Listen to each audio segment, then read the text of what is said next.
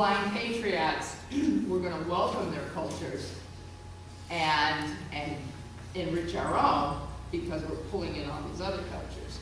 Okay, according to the 2000 census, let's see if I have anything else. Okay, according to the 2000 census, 1 in 4 students in our schools comes from a home where a language other than English is spoken. That's a lot.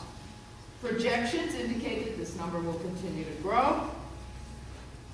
I started off by complimenting you for your attendance here, but I hope you will also continue to support the idea of bilingual ed and support the needs of the immigrant children and immigrant families that are coming into our neighborhoods.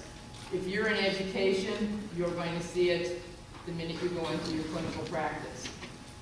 If you're not in education, whatever role you play in the community, I hope you will continue to learn about the benefits, the strengths of bilingual ed, cultural diversity. As community members, we need that.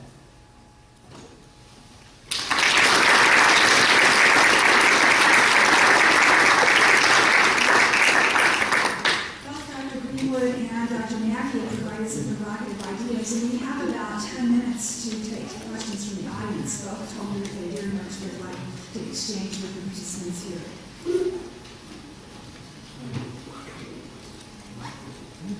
Which means you have to wait for them.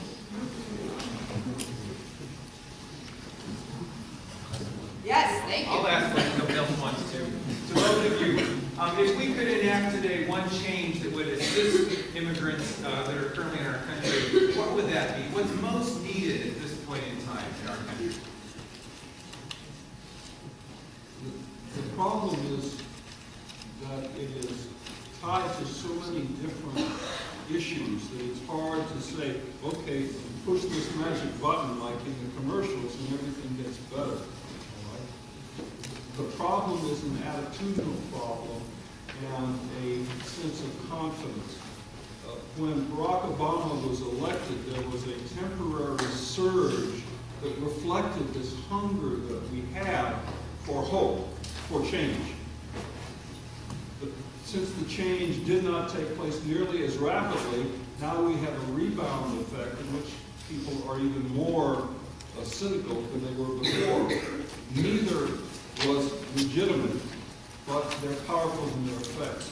So I think what we need is to basically become local in our orientation. That's why I was talking to individuals.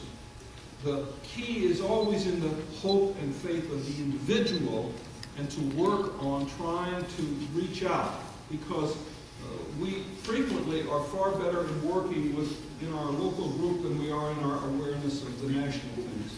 So to me, the outreach activities and the diversity programs that are introduced here are, to me, the one thing that is easiest to introduce and ultimately will have the greatest effect long term. I'd like to look more national. Falls under the, perhaps, umbrella of amnesty, work visas. I think we need to get past the, again, my generation and that immediately after. There's hope in your generation or through your generation, but I think we need to look at some of our immigration laws. We need to provide